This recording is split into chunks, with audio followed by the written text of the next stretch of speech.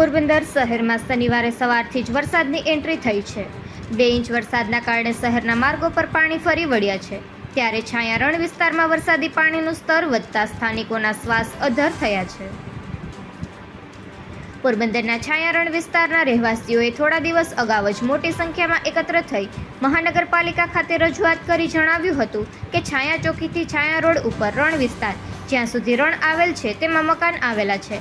તેમાં ખાસ કરીને રેલવે ફાટકની આગળની ગલી પ્રતાપ મંડપ સર્વિસની લાઇનમાં ત્યાંથી આગળ સુધી છાયા જતા રસ્તા ઉપર રણ સાઈડમાં ગયા વખતે વરસાદની સિઝનમાં વરસાદ થતાં મકાનો પાણીમાં ડૂબી ગયા હોય તેવી હાલત થઈ હતી અને 2 થી 3 મહિના સુધી પાણી ડૂબનો સામનો કરવો પડ્યો હતો।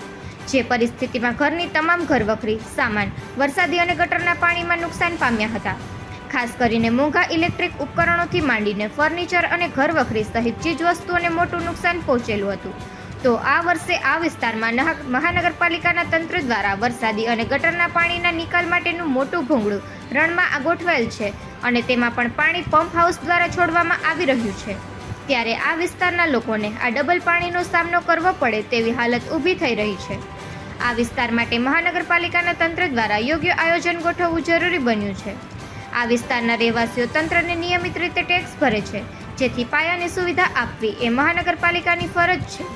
વરસાદી પાણીના નિકાલ માટે અન્ય વિસ્તારોમાં જે રીતે વ્યવસ્થા ગોઠવો છો એ જ રીતે આ વિસ્તારમાં પણ વરસાદના પાણી ભરાય નહીં તે માટે યોગ્ય આયોજન મહાનગરપાલિકાના તંત્ર દ્વારા કરવું જરૂરી બન્યું છે। રજૂઆત બાદ કોઈ પણ કાર્યવાહી થઈ ન હોય તેમ મહાનગરપાલિકા દ્વારા ગોઢાણીયા કોલેજ પાસે બનાવાયેલા સ્ટ્રોંગ વોટર ડ્રેનેજનું પાણી રણમાં નિકાલ કરવામાં આવી રહ્યું છે, જેના લીધે રણના પાણીના સ્તરમાં વધારો થયો છે, જેના પગલે સ્થાનિકોના શ્વાસ અધ્ધર થયા છે અને આ વર્ષે પણ લોકોના ઘરોમાં પાણી ઘૂસી જાય તેવી ભીતિ સ્થાનિકોને સતાવી રહી છે। આથી મોટી સંખ્યામાં સ્થાનિકોએ એકત્ર થઈ મહાનગરપાલિકા સામે રોષ વ્યક્ત કર્યો હતો અને અન્ય વિસ્તારના વરસાદી પાણીનો નિકાલ તેના વિસ્તારમાં ન કરવામાં આવે તેવી માંગ કરી હતી। નિપુલ પોપટ, પોરબંદર ટાઈમ્સ। છાયા પ્લોટ પાટા પછી પ્રતાપ મંડપ સર્વિસ વાળી ગલીમાં છે બધાય।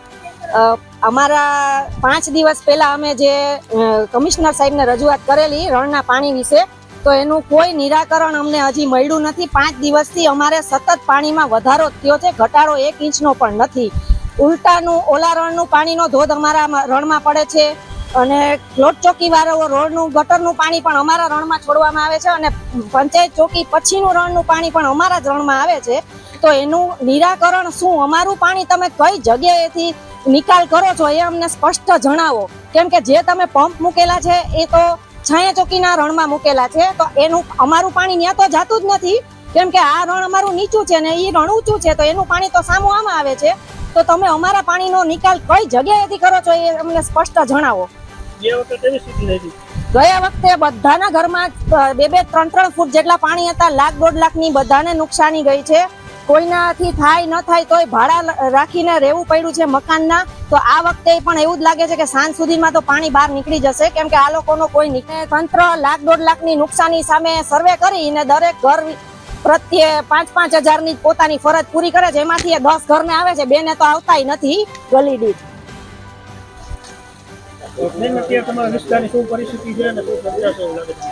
અમારી વિસ્તારની પરિસ્થિતિ અત્યંત ભયંકર છે, જે અમને અત્યારે બહુ દુઃખદાયક છે, કારણ કે રણનું પાણી બધું સાંજ સુધીમાં તો બહાર આવી જ જશે અને ગયા વખતે તો એટલું અમારે પરિસ્થિતિ થઈ હતી કે અત્યંત થઈ હતી ટૂંકમાં, કે અમારું કે કલેક્ટર સાહેબને કહેવા છતાંય જો અત્યારે કંઈ એનું નિરાકરણ થયું નથી અને કલેક્ટર સાહેબે કીધું હતું કે પાણી બંધ થઈ જશે અને આમાંથી ઉલેચવામાં પણ આવશે, એમાંથી એક ટીપું ઓછું નથી થયું, અમુકનું 1.5 ફૂટ જેટલું વધ્યું છે।